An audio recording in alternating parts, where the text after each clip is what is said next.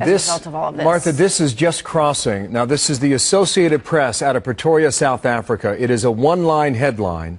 Magistrate says Oscar Pistorius to be granted bail. That's what's coming now in from the Associated Press. Greg Palcott's inside the courtroom. His reaction's coming up in a moment, but he described how he is reacting now. Yep. Megyn Kelly's with me now, too. And Megyn, good morning to you. I don't know how much time you have spent studying up on South African law, but my hunch is you're about to get a lot more familiar with this. If the magistrate says he gets bail, and if that headline holds, Pistorius goes home today, right?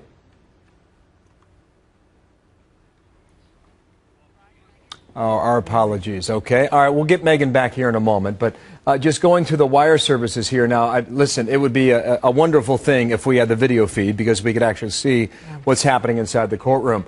The magistrate said before this bail hearing began, though, that the video would not be allowed, and that's the reason why we just bring you the microphone. Megyn's back now. Megyn, I just want to read this headline now. If you missed this, the Associated Press says the magistrate will grant bail to Oscar Pistorius. If that is the case, he goes home today. I'm not surprised.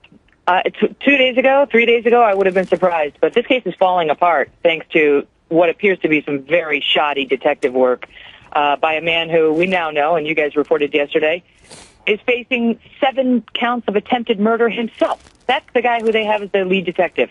At least they did 24 hours ago. Now he's been replaced.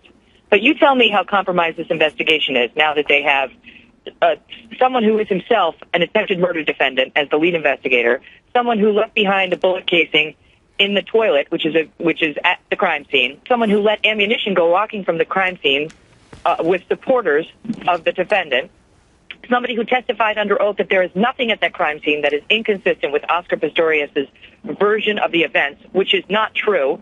Just sitting here as an armchair lawyer, half a world away, I can think of 5 or 6 things that are totally inconsistent with his story. Somebody who contaminated the crime scene himself by not even wearing the protective booties, etc., that you're supposed to wear as an officer. All of this came out on his cross-examination at the bail hearing. And what seemed to be, at first, an airtight case is quickly unraveling. And were I the magistrate, I'd have serious doubts now, too, about the prosecution's ability to make premeditated murder. And that's a very high standard. I don't know whether they can make that anymore, and I don't know whether they can make any murder case already now in a country where they have a 10% conviction rate in murder cases, Bill. Yeah, Megyn, it's Martha, and I heard you say that last night. A 10% conviction rate in murder cases in South Africa is a pretty stunning number. We can also add to the mix here that Pistorius' family, according to the Wire reports, cheered in court after the athlete won his release on bail. We have a live shot up right now that shows what's going on outside there. And, you know, it's striking to me, Megyn, when you watch this and you listen to what's going on in that courtroom, you know, kind of the parallels that you feel to the OJ case, because this man is so famous, so beloved, so well known in his nation, accused of killing this, you know, beautiful blonde girlfriend, and it is clearly, you know, gripping that country in a way that, you know, you wonder what impact that has on how this all plays out in the end.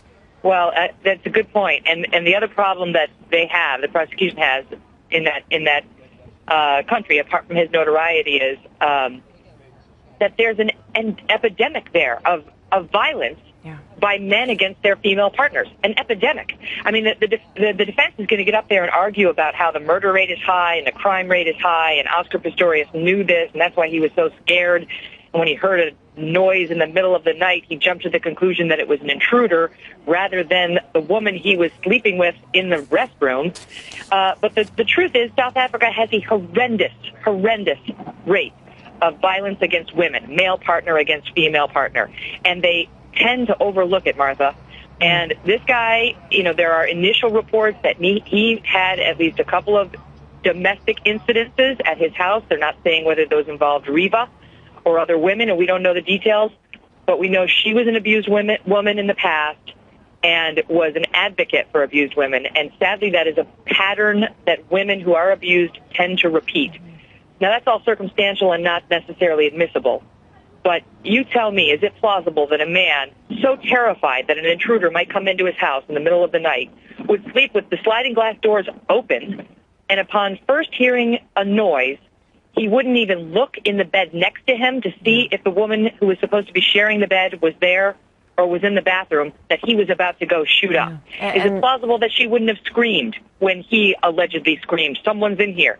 Is it plausible that she would lock the door to use the restroom in the middle of the night? And if so, why was she wearing her street clothes? Why in the middle of the night did she have on her shorts and a vest as opposed to a nightgown? These are all great questions, and they will be answered in some sort or another during the trial. And Greg Palcott's getting lined up there in South Africa now. But Megan, go back to your first point here. I mean, this is what defense attorneys do. They don't go in to defend their client. They turn the case against the police, and they put the police on trial.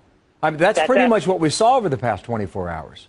That's absolutely right, and that's their job, and that's what they should do, because there, South Africa, like here, the deck is normally stacked against the defendant. I mean, just merely by the fact that he's been charged, the trier of fact, whether it's a judge, like it will be here, or a jury, like it is in America, usually, tends to believe they did something. You know, there's a reason they showed up in cuffs in a courtroom. So the deck is stacked against them, and the system should work to the defendant's advantage, and the police should have to cross all their T's and dot all their I's.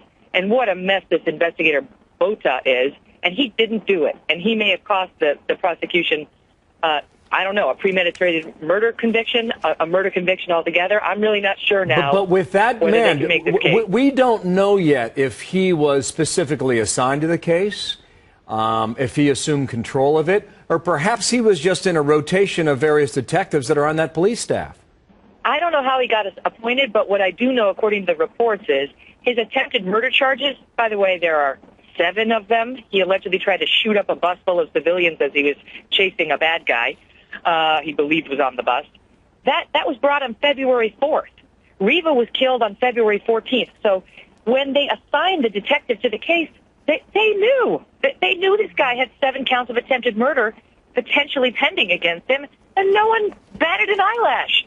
That could be the case, but that still does not prove guilt or innocence for Pistorius. Absolutely not. Yeah. Absolutely not. Listen, I opine as a person who practiced law for 9 years that without the shoddy detective work, this is a strong case against Oscar Pistorius because his story makes no sense. Yeah. No sense whatsoever. And we'll see what the other evidence is. I mean, there were initial reports that an ear witness heard them arguing, although she appears to have been very far away. There were initial reports that she had been texting with another man shortly before she was killed. That's not confirmed. So we'll see as time goes on what the evidence is that, of an argument or what may have ticked him off, if anything. But his story, as he's told it, is not plausible. Nonetheless, not plausible doesn't equate with guilty beyond a reasonable doubt. Yeah, and the magistrate said as much. He said that this story has a lot of holes in it, and he said that could constitute a reason why Pistorius would want to flee when the magistrate was laying down his argument for, what would have persuaded him in that direction. Megan, thank you so much. We'll see you later. I know you're going to be all over this on American Live, and we'll tune in. Thanks so much.